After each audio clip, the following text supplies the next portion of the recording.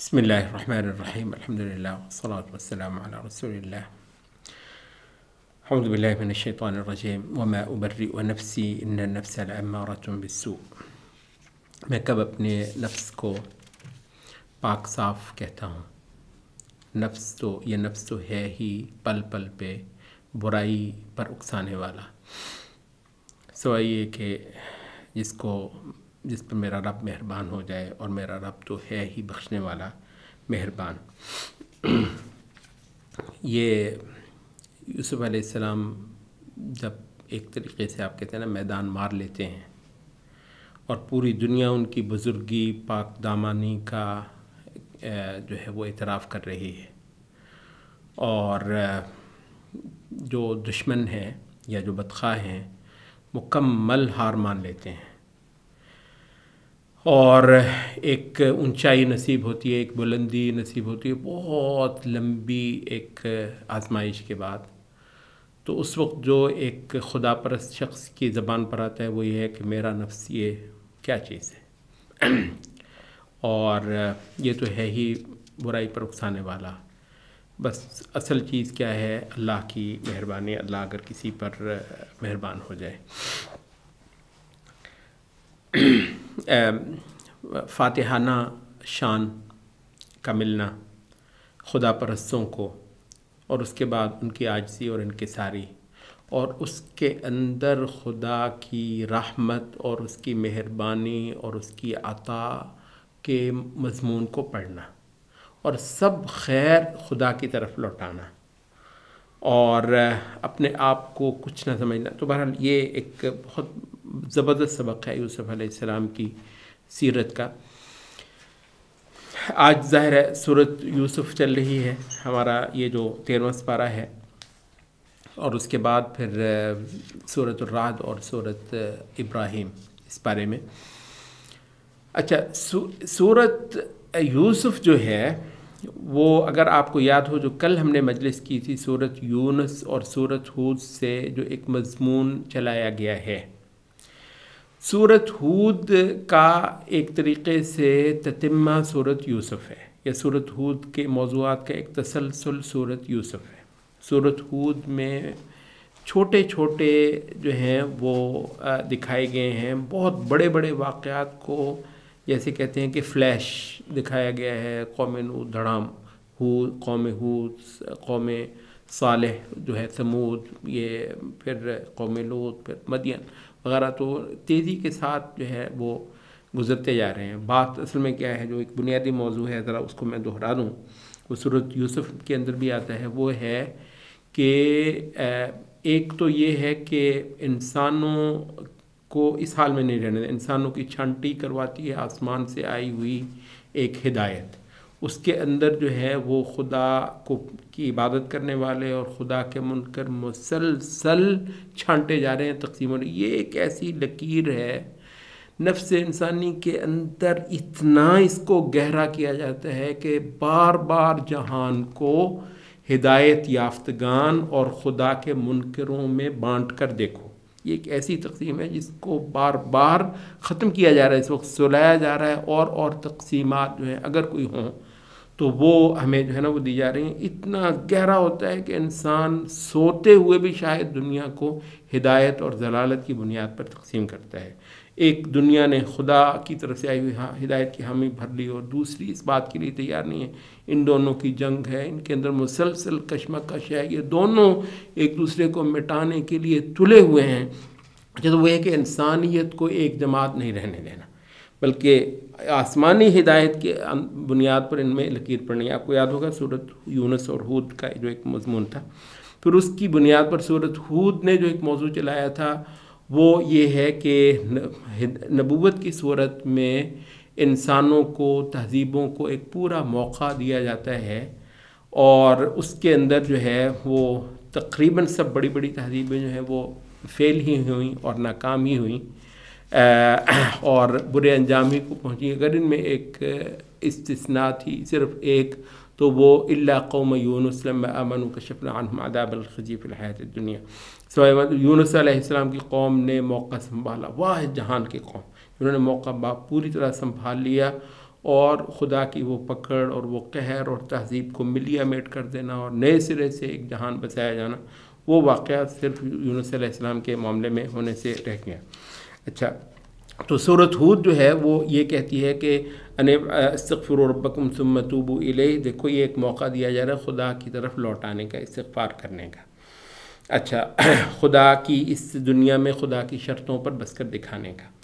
اچھا، تو ظاہر ہے بہت سارے اس کے نمونے سورۃ ہود نے دکھا دیے اور اس کے بعد ایک کنکلوژن بھی دے دیا۔ اچھا، یہاں پہ ایک ہم بات کرتے ہیں، کیونکہ یہ ایک تسلسل چل رہا ہے بہت ساری صورتوں کا، اور اس ہر صورت میں اللہ یوم آخرت اور اس کی بڑائی اور اس کی بندگی اور اس کی عبادت، یہ سبق تو مختلف جو ہے نا انداز بدل بدل کر چل ہی رہا ہے، لیکن ایک جو بنیادی موضوع ہے اور ایک اٹھان ہے، ہم اس کی بات کرنے ہیں یہاں پہ۔ اچھا، تو وہ بات کیا ہے، آپ یہ باقاعدہ نوٹ کرتے ہیں۔ خیر، ایک تو اگر آپ کو یاد ہو پیچھے جو ہے وہ سورۃ الاعراف میں بھی تہذیبوں کا تباہ ہونا دکھایا گیا تھا۔ اچھا، اس میں ایک بات آپ یہ نوٹ کرتے ہیں کہ ابراہیم علیہ السلام کا قصہ سرے سے نہیں ہے سورۃ الاعراف میں، سرے سے نہیں۔ اچھا، اور دوسرا جو ہے وہ اس کی جو فضا ہے وہ بنیادی طور پر خدا کی ولایت، خدا کا ان سوسائٹیز میں بڑا ہونا، اچھا وہ چل رہا ہے۔ سورۃ ہود میں ایک موقع دیا جانا انسانیت کو کہ سروائیو کر لے، کیونکہ بچاؤ اور بقا صرف خدا کی شرطوں پر ہے اس جہان میں، اگلا جہان تو ہے ہی بالکل مکمل خدا کی شرطوں پہ۔ اچھا، تو یہاں سورۃ ہود میں ابراہیم علیہ السلام کا قصہ باقی سارے قصوں سے خاصا مختلف بیان کیا جاتا ہے۔ اگر آپ سورۃ ہود پڑھتے ہیں، ٹائم ہمارے پاس نہیں ہے ورنہ ہم اس کی کچھ تفصیل بھی دیتے ہیں۔ اچھا، بالکل ایک مختلف انداز میں ابراہیم علیہ السلام کا قصہ بتایا۔ آگے بھی ایک آئے گا، 3 قرآن مجید کی صورتیں ہیں جس میں تہذیبوں کا تباہ کیا جانا ایک کے بعد ایک آتا ہے۔ اگلی جو اب آخری صورت رہ گئی ہے وہ سورۃ الشعراء ہے، کچھ دنوں کے بعد آئے گی وہ۔ اچھا، اس میں بھی یہ سارے ہی جو ہے نا نمونے تباہی کے اور بربادی کے، یہ تقریباً اسی ترتیب سے چلتے ہیں، اور وہاں پر بھی ابراہیم علیہ السلام کا قصہ آتا ہے، باقی سارے قصوں سے بالکل مختلف ہے ابراہیم علیہ السلام کا قصہ۔ اچھا، ابراہیم علیہ السلام کی قوم کے ساتھ پیچھے کیا ہوا، اس پر کی طرف کو تھوڑا سا اشارہ ضرور آتا ہے ایک سورۃ توبہ میں، کہ تمہیں پتہ نہیں پھر کیا بنا نوح کی قوم کے ساتھ، ابراہیم کی قوم کے ساتھ، اس کا مطلب کچھ نہ کچھ بنا ابراہیم علیہ السلام کی قوم کے ساتھ۔ اچھا، لیکن یہ ہے کہ جیسے نوح کی قوم کا دکھا رہا ہے قرآن مجید، کتنے مقامات پر اس کی کوئی کہیں تفصیل کبھی قرآن مجید نے ابراہیم کی قوم کے حوالے سے نہیں بتائی ہے۔ تاریخی طور پر وہ آتا ہے کہ جی وہ ان پہ بھی کسی نہ کسی انداز سے کوئی پکڑ آئی تھی، کچھ برا ٹائم آیا تھا، مفتوح ہو گئے تھے، وہ دوسری قومیں چڑھائی تھیں ان پہ، انہوں نے بہت برا حشر کیا تھا ان کا، تو اس طرح کی کوئی چیز آتی ضرور ہے، لیکن ان کے قرآن بیان میں صرف ایک اشارہ آتا ہے، ایک سورۃ توبہ میں اور ایک سورۃ الحج میں۔ اچھا، لیکن یہ ہے کہ جہاں تک عملی ہے تو ابراہیم علیہ السلام کا واقعہ جو ہے وہ ان کی قوم کی تباہی وغیرہ کے جو ہے نا تفصیل کے بغیر، حتیٰ کہ اس کے کسی ذکر کے بغیر سورۃ ہود میں، سورۃ الاعراف میں تو سرے سے نہیں آتا ابراہیم علیہ السلام کا قصہ ہی، لیکن یہاں سورۃ ہود میں باقی قصوں سے مختلف آتا ہے۔ اور آگے پھر سورۃ الشعراء میں بھی باقی سارے انبیاء کی قوموں کے ساتھ جو ان کے انکاؤنٹرز ہوئے تھے ان سے بہت مختلف ابراہیم علیہ السلام کا قصہ آتا ہے، اور اس میں بھی ان کی قوم کے انجام کی کوئی جو ہے نا وضاحت نہیں ہوتی ہے۔ اس میں اصل میں ایک چیز ہے، وہ سورت، یہ ساری آپ یوں سمجھ لیں کہ سورت یوسف کی کے لیے ایک تمہید ہے، اور سورت یوسف کی جو عمومی فضا ہے اور اس کی جو اٹھان ہے اس کو سمجھنے کے لیے جو ہے نا وہ ایک مددگار بات جو ہے وہ ہم کر رہے ہیں، ٹھیک ہے۔ یہ ہم تھوڑا سا مزید ریلیٹ کرنے کے لیے دلچسپی رکھنے والے لوگ سمجھ جائیں گے انشاءاللہ۔ یہ وہ ایک طبقہ ہے وہ قانون اتمام حجت والا، ماشاءاللہ ٹھکا ٹھک وہ جہاد کو بھی فارغ اور ارتداد کی سزا کو بھی فارغ، اور پتہ نہیں بلکہ دین کے بہت سارے چیپٹر کلوز کر دیں گے، یہ ان کا قانون اتمام حجت ہے۔ تو اس حوالے سے بھی ہم یہ کہتے ہیں کہ ابراہیمی دور سے ایک نیا موڈ جو ہے وہ آ گیا ہے، اس میں وہ جو ہے نا وہ آپ کی وہ بڑا ٹپیکل انداز وہ تقریباً پیچھے ہٹتا چلا جاتا ہے. درست ہے کہ ابراہیمی سلسلے کے بھی 2 چیپٹر جو ہیں وہ جو کہ سورۃ ہود میں بھی بیان ہوئے ہیں. 2 چیپٹر ابراہیمی سلسلے کے. ایک تو لوط علیہ السلام کی قوم. لوط علیہ السلام بنیادی طور پر ابراہیم علیہ السلام کے تابع ہیں، ابراہیم علیہ السلام کے ساتھ ملحق ہیں.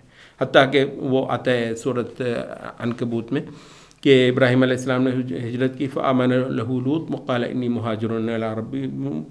ابراہیم علیہ السلام کے ساتھ لوط علیہ السلام بھی ایمان لائے اور کہنے لگے میں بھی آپ کے ساتھ ہجرت کرتا ہوں. تو یہ دونوں ہستیاں جو ہیں، ساتھ میں تیسری بی بی سارہ علیہ السلام، تو یہ انہوں نے ہجرت کی تھی. اچھا، تو لوط علیہ السلام بنیادی طور پر ابراہیمی چیپٹر ہی ہیں ایک.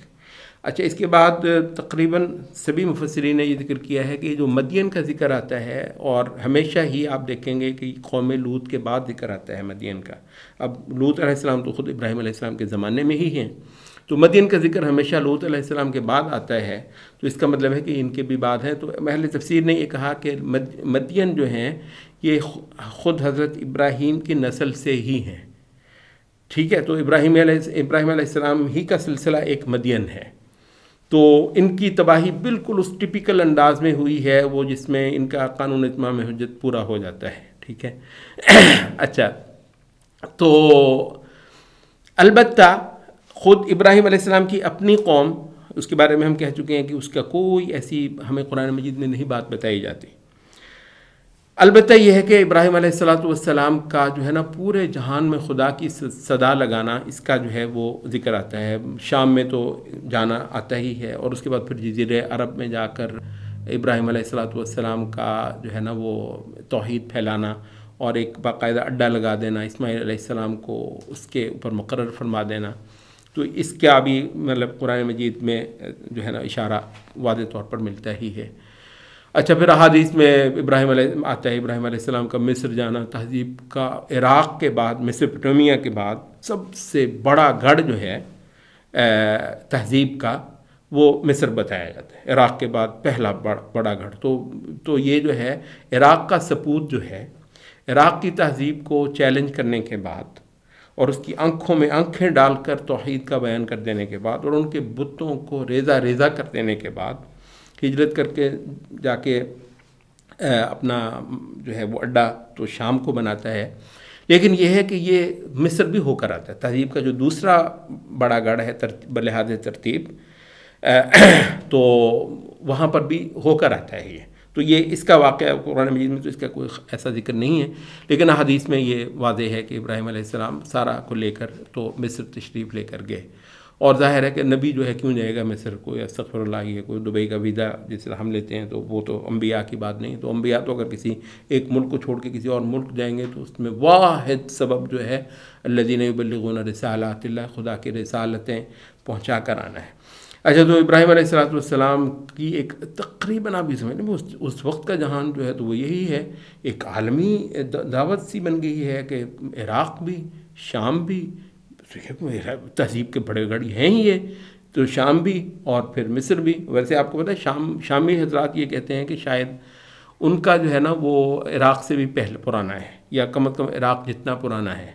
اور ان کا وہ ایک پہاڑ ہے بالکل دمشق کے ساتھ، تو وہ ان کے ہاں جو معروف ہے یہ کہتے ہیں حابیل جو ہے نا کی قبر جو ہے جو قابیل نے قتل کیا تھا، کہتے ہیں حابیل کی قبر جو ہے وہیں دمشق میں ہی ہے، اس دمشق کے اس پہاڑ میں. بہت مشہور ہے ان کے ہاں یہ بات. تو بہرحال یہ کہ تہذیب کا بہت پرانا جو ہے گڑھ جو ہے تو عراق، شام، مصر، جزیرہ عرب، ابراہیم علیہ السلام کی منادی توحید اور لوگوں کو خدا کے بارے میں پہنچانا. اور یہ وہ وقت ہے کہتے ہیں ابراہیم علیہ السلام کی بعثت اس وقت ہوئی ہے جب پورا جہان بتوں کی پوجا میں اور ستاروں کی پوجا کے اندر غرق ہو گیا تھا، اور توحید کا ایک بار کے لیے نام و نشان مٹ گیا تھا. اس کو عصر نو زندہ کرنے والے ابراہیم علیہ السلام ہیں. اچھا، تو یہ ان کی قوم کے ساتھ جو ہوا ہم نے اس کا ذکر کر دیا کہ اس کا خاص تذکرہ ہے.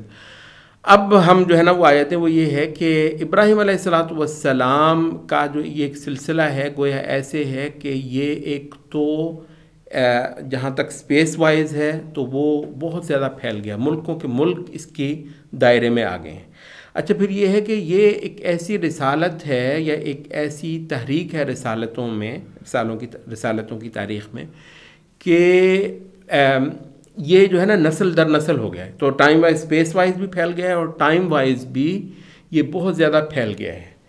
اچھا، تو اب یہ ہے کہ ابراہیم علیہ السلام کا ایک خانوادہ اور تہذیب کا ایک گڑھ تو جزیرہ عرب میں بہت اعلیٰ طور پر چلتا ہی ہے، اور اللہ تعالیٰ اسماعیل کو بہت بڑی شان دے دیتا ہے کہ جو قبیلہ جرہم ہے وہ بہت بڑا تکڑا قبیلہ ہے عرب کا، تو وہ اپنی بیٹی جو ہے وہ اسماعیل علیہ السلام کو دے دیتا ہے، ان کی شادی کر دیتا ہے، تو کہ اتنا زیادہ وہ ہے کہ ایک بیٹی کو وہ طلاق دیتے ہیں تو دوسری اپنی بیٹی ہاتھ پیش کر دیتا ہے کہ جی اس سے شادی فرمائیے۔ تو اللہ تعالیٰ نے ایک شان دی ہے تو ہی ایسا ہے۔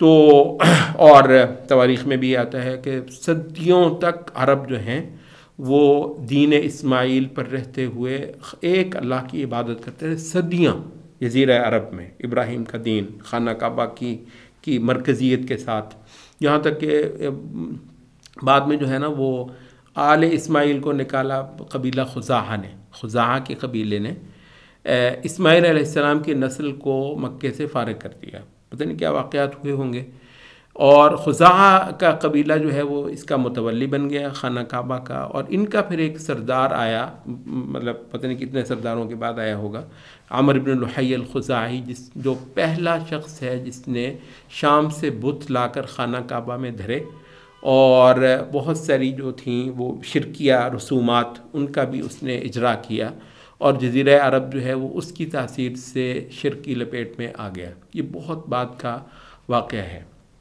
اچھا دوسری جو لڑی تھی ابراہیم علیہ السلام کی، وہ اسحاق، پھر ان کا جو پوتا جو ہے وہ یعقوب علیہ السلام، یہ لوگ شام میں جو ہے وہ رہے، اور جو ان سے ہو سکتا تھا جو دین پھیلانا، ظاہر ہے اسحاق بھی نبی ہیں وقت کے، اور پھر اس کے بعد یعقوب علیہ السلام بھی نبی ہیں، نبی سے آپ کیا توقع کریں گے، وہ صرف جو ہے نا وہ امیگریشن کے لیے تو نہیں کہیں پر بیٹھتا، تو وہ اپنا جاب کرتا ہے جو کہ خدا کی طرف سے اس کو دی ہوئی ہوتی ہے۔ اچھا، اب آتا ہے وہ دین ابراہیمی کا مسلسل پیش قدمی کرنا، یہ معاملہ جو ہے نا وہ رکتا نہیں ہے، وہ ہے پھر اب یوسف علیہ السلام والا چیپٹر، کہ یوسف علیہ السلام جو ہیں وہ مطلب جسے وہ کہتے ہیں نا کہ کمال انداز میں کوئی کہانی، کوئی پلاٹ کسی کہانی کا، کسی ڈرامے کا اتنا زبردست نہیں ہوگا، اور ہے سچ سارا کچھ خدا کی تدبیر کے، ایک بالکل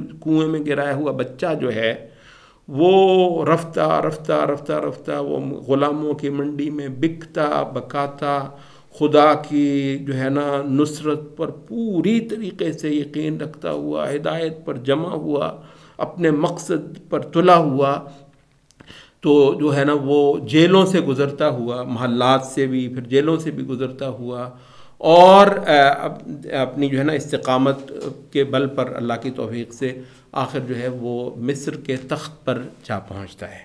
یہ جو ہمیں شروع میں آدمی وہ میں ابرئ نفسی، دراصل یہ وہ بالکل اس کی ایک طریقے سے فاتحانہ سپیچ ہے، جسے وکٹری سپیچ کہتے ہیں۔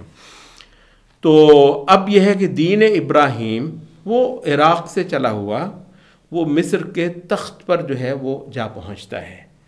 اچھا، یہاں مطلب ظاہر ہے ایک بات ہم کرتے چلے جائیں، یوسف علیہ السلام کا یہ اب تہذیب جو ہے نا وہ پہلی قومیں جو ڈوبی تھیں، تباہ ہو گئیں، قوم نوح بہت پریمیٹیو ہے نا، قوم عاد بہت پریمیٹیو ہے، قوم سمود بہت پریمیٹیو ہے۔ اچھا، کہتے ہیں کہ ابراہیم علیہ السلام جدید دنیا کی ابتدا ہے، نبوت ابراہیمی جدید دنیا کی، جب دنیا جو ہے بڑے بڑے شہر بسائے، کہتے ہیں کہ سب سے پہلا بڑا شہر جو ہے جو بسا، جس میں قومیں جو ہیں وہ، اور پوری جو ایکٹیویٹی ہوتی ہے سماجی شہری، کہتے ہیں پہلا جو ہوا وہ بابل تھا، پہلا بڑا شہر دنیا میں بابل ہوا ہے، اور بابل جب بنا ہے تو اس میں خدا نے جس نبی کو کھڑا کیا اپنی توحید بیان کرنے کے لیے وہ ابراہیم علیہ السلام ہے۔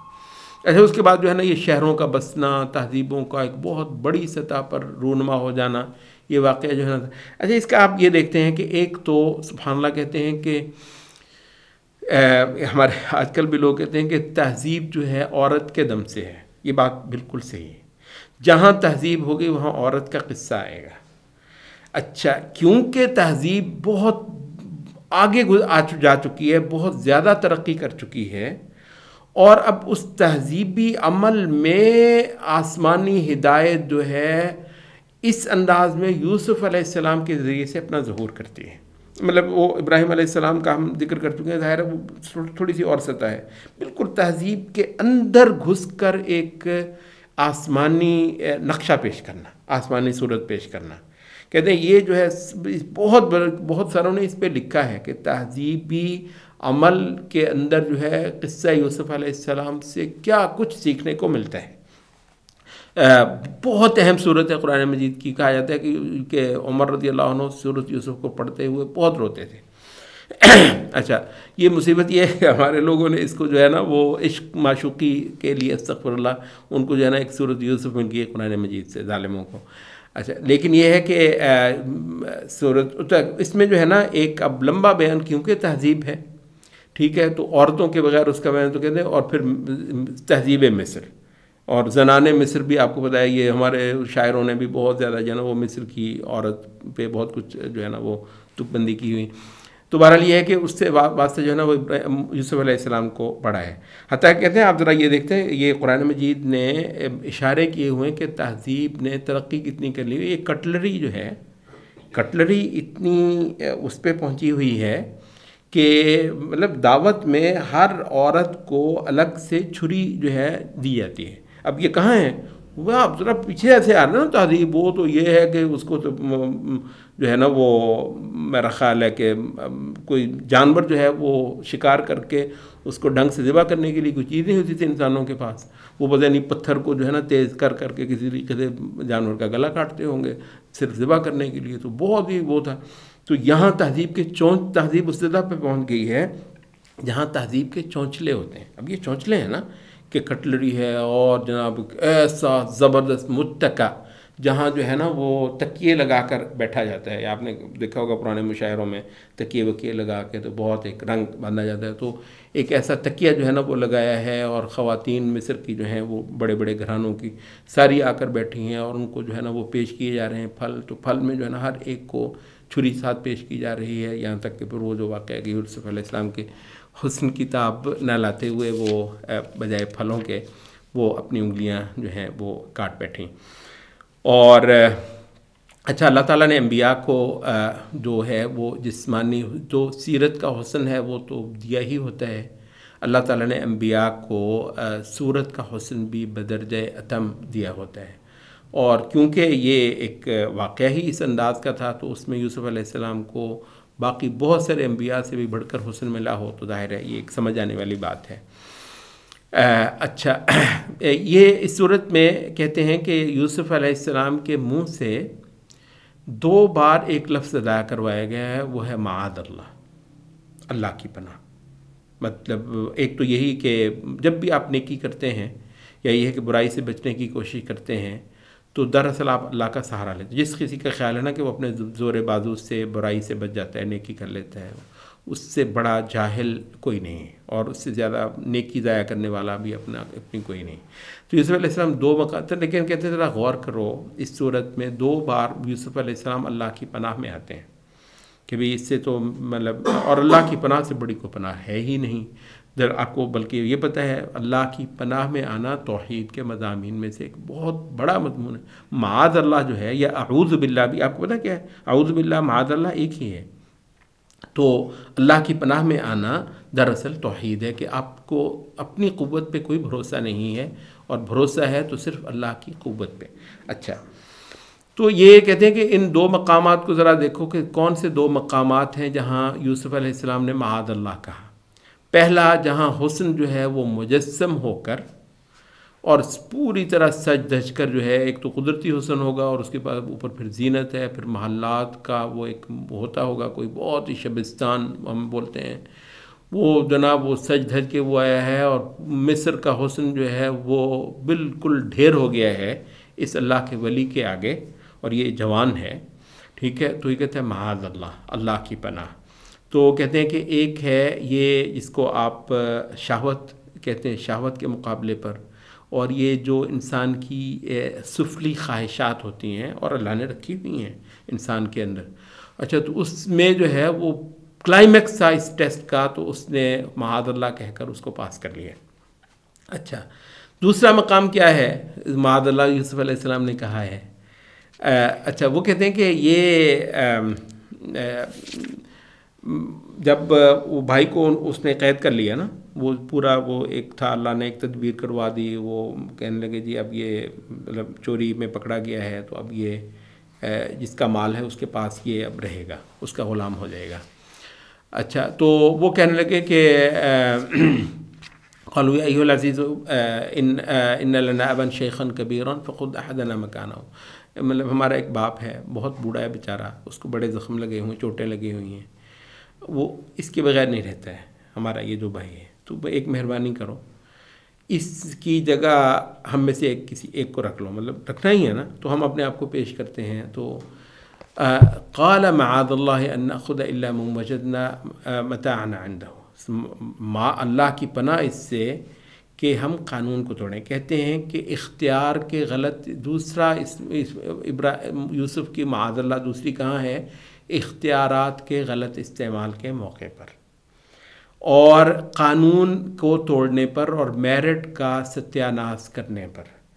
تو قانون، اصول، شریعت، اور اصل میں جب ہم قانون کہتے ہیں کہ اور بہت بڑی مصیبت ہے، یہ ظالم سمجھتے ہیں کہ بھئی قانون سے مراد وہ جو یہ لیتے ہیں وہ تو بھائی باڑ میں گیا، اس کی تو حیثیت کوئی نہیں ہے، یہ تو جس کے آگے سر جھکتے ہیں وہ تو آسمان سے اترنے والی شے ہے، ہم تو قرآن پڑھنے والے لوگ ہیں.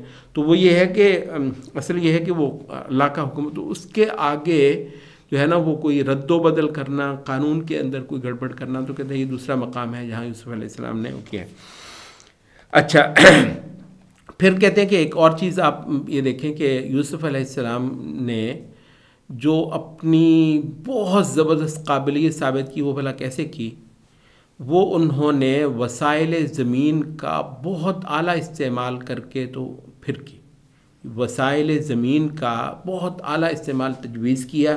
پھر بادشاہ نے انہی کو اس پر مقرر کر دیا. قال اجعلنی علی خزائن، کہنے لگے کہ یہ کام مجھے سونپ دو، انی حفیظ علیم، مجھے پتہ ہے یہ کام کیسے کرنا ہے، اور اللہ کا شکر ہے اللہ نے مجھ کو دیانت بھی دی ہوئی ہے.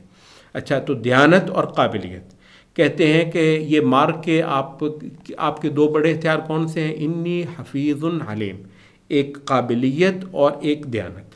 اچھا مار جو ہے نا وہ یہاں سے کھا جاتے ہیں کہ یا تو قابلیت ہوتی ہے، دیانت نہیں ہوتی ہے. پھر اگر دیانت ہو تو کہتے ہیں بہت سارے لوگ ماشاءاللہ نیک تو بہت ہیں، کچھ آتا جاتا نہیں. جتنے اکثر دیندار ہیں وہ مطلب قابلیت نہیں ہوتی ان میں. اچھا وہ تو مطلب بندہ قابل ہو اور پھر خدا خوفی اور دیانت اور تقوی میں اعلیٰ مثال ہو. کہتے ہیں تو یوسف علیہ السلام کے یہ دو ہتھیار تھے بڑے، جن کے دم سے اللہ نے ان کو یہ مارکا جو ہے وہ لڑنے کی توفیق دی. اور ان دو ہتھیاروں کے دم سے جو ان کا راستہ بنا وہ تھا، کہتے ہیں کہ زمین کے وسائل اور اختیارات کو بہت اعلیٰ انداز میں برت کر دکھانا. اچھا تو زمین کے جو وسائل ہیں ان تک ایکسس کرنا، ان تک پہنچنے کی کوئی نہ کوئی صورت نکالنا. تو کہتے ہیں جہاں تہذیبیں جوان ہوں، تہذیبیں اسٹیبلشڈ ہوں، وہاں تختے الٹنے کی اسکیمیں نہیں بنائی جاتی. یوسف علیہ السلام نے ایسی کوئی اسکیم نہیں بنائی. ٹھیک ہے. اچھا یہ درست ہے کہ جہاں بہت ہی پریمیٹیو قسم کا معاملہ ہوتا ہے، اور مطلب وہ ہوتا ہے، اب نبی صلی اللہ علیہ وسلم کا جو جزیرہ عرب ہے وہ خاص حد تک ایک قبائلی سی زندگی ہے. اچھا اس میں نبی صلی اللہ علیہ وسلم نے اپنا ایک جہان بنایا، تعمیر کیا، لیکن کیونکہ یہ مصر ہے، شہری زندگی ہے، تہذیب بہت زبردست انداز میں اسٹیبلشڈ ہے، فوجیں ہیں، ہے نا، مطلب جزیرہ عرب والا معاملہ نہیں ہے، فوجیں ہیں، جیلیں ہیں، قانون ہیں، عدالتیں ہیں. اچھا یہاں آپ تختے الٹنے کی اسکیمیں نہیں بناتے ہیں. ٹھیک ہے. یہاں پر آپ جو دستیاب مواقع ہوتے ہیں ان کے اندر اپنی قابلیت کا جوہر دکھا کر تو ایک سٹیپ سے دوسرا، دوسرے سے تیسرا، جہاں تک اللہ تعالیٰ نے آپ کو پہنچانا ہوتا ہے. اور بسا اوقات آپ سب سے اونچی پوزیشن پر پہنچ جاتے ہیں، جیسے یوسف علیہ السلام کے اس میں ہو. تو کہتے ہیں جہاں تہذیبیں مکمل طور پر براجمان ہوں، ٹکی ہوئی ہوں، تو ان کو چھیڑا نہیں جاتا، ان کو خراب نہیں کیا جاتا، ان کے ساتھ کھلواڑ نہیں کیا جاتا، وہاں پر چور دروازے نہیں ڈھونڈے جاتے، بلکہ پراپر چینل سے وہاں پر جو ہیں وہ راستے بنائے جاتے ہیں. تو قصہ کوتا یہ ہے کہ اپنے اس تقویٰ سے، اپنی اس قابلیت اور صلاحیت سے کام لیتے ہوئے، اور سب سے بڑھ کر صبر. اچھا یہ جو ہے نا، یہ صبر، سورۃ ہود بھی اختتام ہوتا ہے صبر کے اوپر. ہمت نہیں ہارنی، اور جو کوئی کام سر لے لیا ہوا ہے اللہ کی توفیق سے اس کو انجام تک ہی پہنچانا ہے. اور پورے جہان میں آپ کو لگے کہ مکمل اندھیرا ہے تو خدا کی روشنی تم کو پھر بھی نظر آنی چاہیے امید کے ساتھ. تو یہ صبر کی جو ہے نا کا سبق کنکلوژن میں سورۃ یوسف کے اندر بھی آیا ہے، اور سورۃ ہود کے اندر بھی یہی سبق آیا ہے. تو وہ صبر جو نوح نے کیا ہوگا علیہ السلام، یا ہود نے کیا ہوگا، یا صالح نے کیا ہوگا، اور وہ بڑے اور انداز میں ان کا مارکا جو ہے نا اللہ نے کامیاب کروایا. یہ مارکا بہت مختلف، یہ وجہ ہے کہ سورۃ یوسف کو سورت ہی الگ کر دیا ہے. وہ جو ہے نا سورۃ ہود والا جو مضمون ہے وہی چلا آ رہا ہے سورۃ یوسف کے اندر، لیکن اس کی جو صورت ہے اتنی مختلف ہے. اور یہاں پر ہم کہتے ہیں اتمام حجت والوں سے کہ حضرات دور ابراہیمی سے بہت مختلف نمونے قرآن مجید ہی آپ کو دینے لگ گیا ہوا ہے. اب یہ ہے، یہ جو تمہارا قانون اتمام حجت ادھر یوسف علیہ السلام والا یہ پورا ایپیسوڈ جو ہے آپ کو ایسے خام خواہ آپ زور لگائیں گے، خام خواہ اور بڑا ہی مطلب بیہودہ انداز میں کھینچ تان کے اپنے اس قانون کو جو ہے نا فٹ کرنے کی کوشش کریں گے، اس طریقے سے ہوگا نہیں. اور پھر اس کے بعد جو دوسرا چیپٹر آتا ہے وہ بنی اسرائیل کا ہے. اس میں بھی جو ہے نا وہ جو نبی بھیجا جاتا ہے خاص اپنی قوم کی طرف، وہ قصہ بہت مختلف ہے. فرعون موسیٰ علیہ السلام کی قوم ہی نہیں ہے، ٹھیک ہے. اور اگر فرعون کا غرق جو ہے وہ آپ کے اتمام حجت پہ فٹ ہو بھی جاتا ہو، تو موسیٰ علیہ السلام کے جو ہے نا قصے کا جو دوسرا چیپٹر ہے فلسطین میں آ کر جو وہ ان قومیں ہیں نہ وہ ختم کی جاتی ہیں اور نہ وہ چھوڑی جاتی ہیں. ان کو مطلب ہے کہ ان کے ساتھ ایک مسلسل جہاد ہے جو کہ چلتا ہے. وہ یہ کہ جی وہ عذاب آئے گا ان کو اٹھا لے جائے گا، ایسا ایپیسوڈ جو ہے وہ ادھر بھی نہیں ہوا ہے. تو یہ وجہ کہتے ہیں کہ موسیٰ علیہ السلام کے قصے کے دو حصے ہیں، ایک فرعون کے ساتھ اور ایک اس کے بعد منکرین فلسطین کے ساتھ، فلسطین کی منکر قوموں کے ساتھ. اور وہ بہت مختلف ہے. پہلے والے وہ سارے آپ کے اتمام حجت والے قصے، یا جیسے قوم لوط کے ساتھ ہوا، یا قوم ہود کے ساتھ ہوا، یا قوم نوح کے ساتھ ہوا، تو اس سے جو ہے نا تو ابراہیمی چیپٹر جو ہے بنیادی طور پر بہت ہی ڈائیورس چیپٹر ہے. بہت ساری نبوتیں آئیں گی اس میں، بہت سارے جو ہے نا ہدایت جیتے گی اس میں، ہدایت جو ہے وہ اپنا آپ منوائے گی. منکرین کو پست ہونا پڑے گا، لیکن اس کی صورتیں اور طریقے خاصے مختلف ہیں.